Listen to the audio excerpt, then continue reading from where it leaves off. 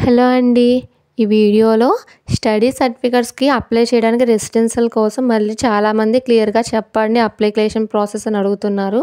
So, అందుకని నేను క్లియర్‌గా స్టడీ సర్టిఫికేట్స్ లేని వాళ్ళు ఇలా అప్లై చేసుకోండి. సో, మీరు ఫార్మాట్‌లో కొంతమంది అడుగుతున్నారు ఏమని? ఇలా అంటే ఇప్పుడు 4th టు 10th వరకు తీసుకోమండి. లేకపోతే మా స్కూల్ లేదు. సో, దానికి తీసుకోవాలా రెసిడెన్సీ?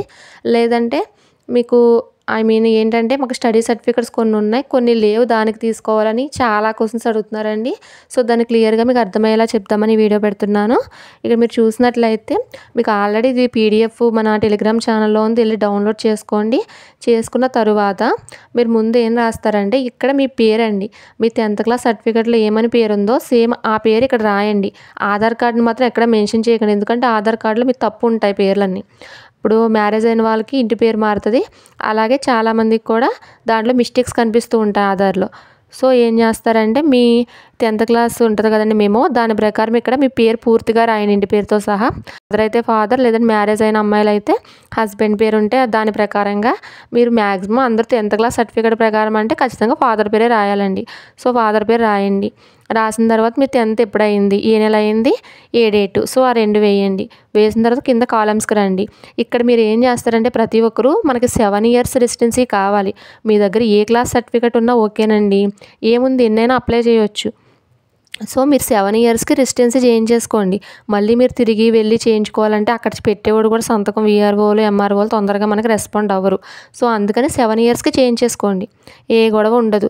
సో, అందుకే ఏం చేస్తారంటే 4th టు 10th అండి. So, columns. So, 4th to 10థ్‌కి కరెక్ట్‌గా 7 ఇయర్స్ సరిపోతుంది అది మనకి. సో, మీరు 4th క్లాస్ నుంచి స్టార్ట్ చేయండి ఇక్కడ. ఫస్ట్ ఎక్కడ 4th క్లాస్ మీరు ఏ ఊర్లో చదివారు? సో, మీరిప్పుడు ఎగ్జాంపుల్‌కి మీరు రాజమండ్రిలో 4th క్లాస్ చదివారండి. సో, రాజమండ్రి రాస్తారు. దాని మండలం, తర్వాత దాని జిల్లా రాసి ఏ ఇయర్‌లో 4th క్లాస్ చదివారు మీరు. 2018 నుంచి 2009 వరకు. సో, అది అకాడమిక్ ఇయర్ వేయాలండి. సో, ఆ విధంగా మీరు 10th క్లాస్ వరకు క్లీన్‌గా, నీట్‌గా రాయాలండి. ఎక్కడ మిస్టేక్స్ ఉండకూడదు, ఏమి ఉండకూడదు. ఆల్ రాసేయండి. 7 ఇయర్స్ రాసేయండి. కొంతమంది దగ్గర 7 to 10th class study certificate ఉంటుంది. ఓకేనండి ఉండొచ్చు మంచిదే. కానీ దాంతోపాటు ఇది కూడా అప్లై చేశారనుకో మీకు ఇంకేం ప్రాబ్లమ్ ఉండదనమాట.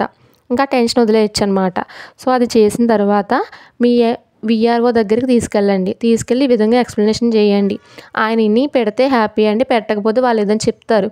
ఇలా మీరు సమ్ డాక్యుమెంట్స్ కావాలి అదని చెప్తే సో, వాటిని మీరు తెచ్చుకొని వాళ్ళతో సిగ్నేచర్ పెట్టించుకున్న తర్వాత ఎంఆర్ఓ ఆఫీస్‌కి వెళ్ళాలండి మళ్ళీ ఆ పేపరు.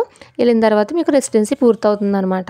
సో, అన్ని ప్రాసెస్ ఉంటుంది కాబట్టి ఇప్పటి నుంచి చేయండి. మనకి అప్లికేషన్ వచ్చేసి 15th దాకా ఉంది కాబట్టి ఇప్పుడే మీరు వెళ్ళి ఆ పని చూసుకుంటే బెటర్ అండి. అంతేగాని 2 ఇయర్స్‌కి లేదంటే 3 ఇయర్స్‌కి లేదంటే అక్కడ 7 ఇయర్స్ అడుగుతున్నాడండి.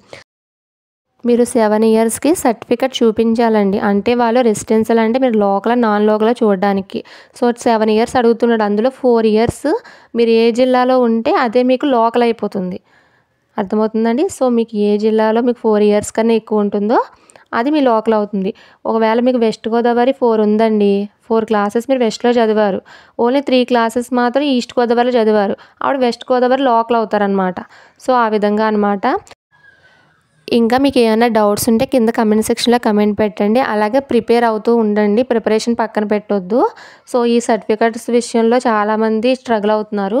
సో, ఎగ్జామ్ మాత్రం ఇంపార్టెంట్ అండి. ఒకవేళ మనకి పోస్ట్‌పోన్ చేస్తే బెటరేనండి. చేయకపోతే ఇబ్బంది కాబట్టి అందరూ చదవడానికి ప్రయత్నించండి. ఇక మీకు ఏదైనా డౌట్ ఉంటే కింద కమెంట్ చేయండి. ఈ ఫామ్ వచ్చేసి టెలిగ్రామ్ గ్రూప్‌లో ఉంది చూడండి.